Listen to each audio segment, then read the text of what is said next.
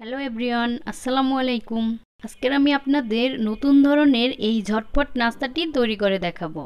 কোনো রকম তেলে ভাজা ছাড়াই এই নাস্তাটি তৈরি করতে পারবেন। আমার মনে হয় পরিবারের ছোট বড় সবাই এটা খুব পছন্দ করবে। তো প্রথমে আমি একটি খামি তৈরি করব। তার জন্য এখানে আমি 1 কাপ আটা নিলাম। আর কেউ চাইলে এখানে আটার পরিবর্তে ময়দাও নিতে পারেন। আর ইস্ট নিলাম 1 চা চামচ, চিনি নিলাম 2 টেবিল চামচ, লবণ নিলাম স্বাদ অনুযায়ী, আর তেল নিলাম 2 টেবিল চামচ পরিমাণ। এবার এগুলোকে আগে একটু মিশিয়ে নিব।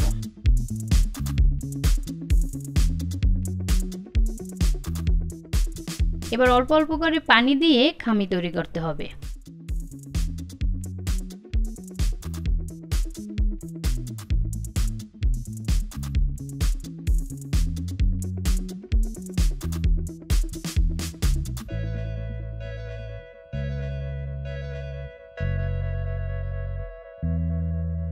আর এই যে খামিটা তৈরি করা শেষ। এবার উপরে একটু তেল লাগিয়ে এটাকে ঢেকে আধা ঘন্টার জন্য রেস্টে রেখে দেব।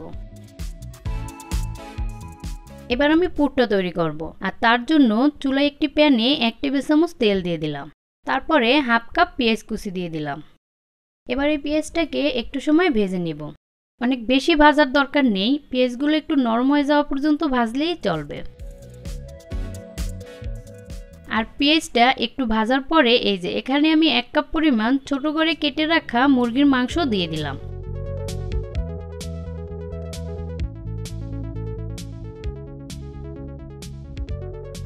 এবার আমি এর ভিতরে হাফ চা চামচ আদা বাটা আর হাফ চা চামচ রসুন বাটা দিয়ে দিলাম।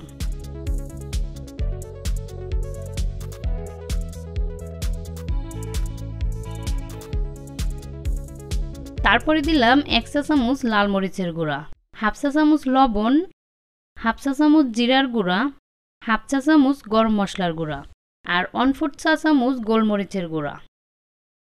এবার একটু মিশিয়ে তারপর এটাকে ভাজা ভাজা করে ফেলতে হবে।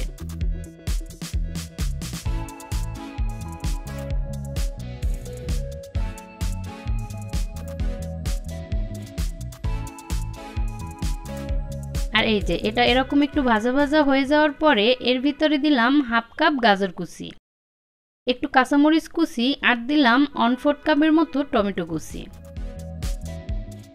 এবার এগুলো একটু মিশিয়ে দিয়ে তারপরে এর ভিতরে দিয়ে দিলাম 1 টেবিল চামচ টমেটো সস আর 1 টেবিল চামচ সয়া সস। এবার এটাকে আর অল্প একটু সময় রান্না করব।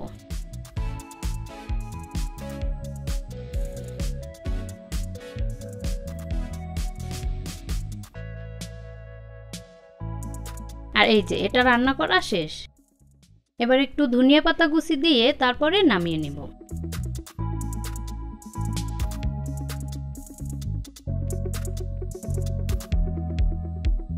আর আধা ঘন্টা রেস্টে রাখার পরে এবার এই খামিটাকে আমি আরেকটু মথে নেব।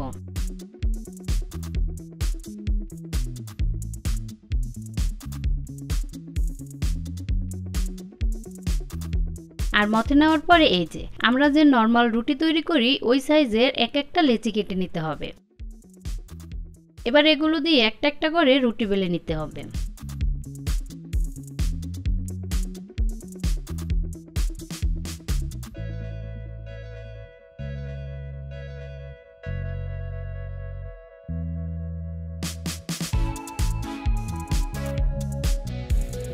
আর এই যে রুটিগুলো ঠিক এরকম পাতলা করে বেলে নিতে হবে। তো সবগুলো রুটি বেলে নেওয়ার পরে এবার একটি রুটি নিয়ে ঠিক মাঝ বরাবর যে পুরটা তৈরি করে রেখেছিলাম সেটা থেকে কিছুটা পুর দিয়ে দিলাম। আর একটু বেশি করেই দিতে হবে, তা না হলে জিনিসটা সুন্দর হবে না। এবার এটাকে এভাবে হাতের ভিতরে নিয়ে নিচের যে পুটলির মতো অংশটা সেটাকে একটু মুড়িয়ে দিতে হবে।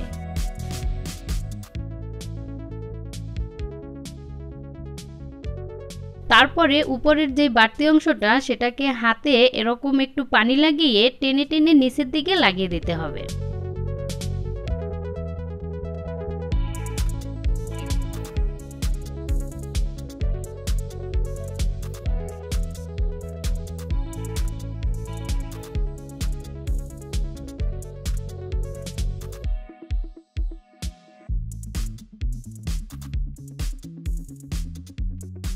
আর এই যে দেখুন কত সহজে এত সুন্দর একটি ডিজাইন হয়ে গেল।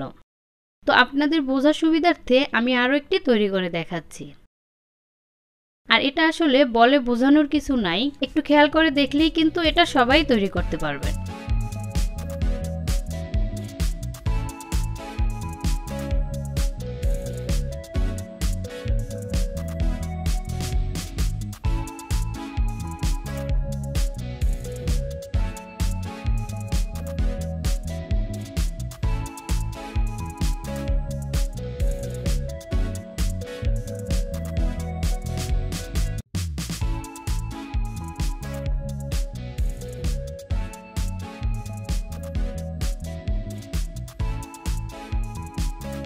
তো সবগুলো তৈরি করার পরে এবার এই প্লেটটার উপরে আমি এগুলোকে বেক করব। তো প্লেটের উপরে দুইটা পেপার বসিয়ে তেল লাগিয়ে নিয়েছি। এবার এগুলোকে প্লেটের উপরে বসিয়ে দিলাম।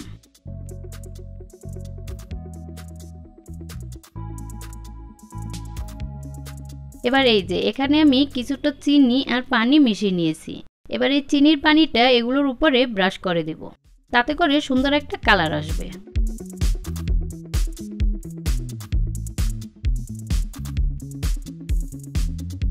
তো এই পাতিলটার ভিতরে আমি বেক করব।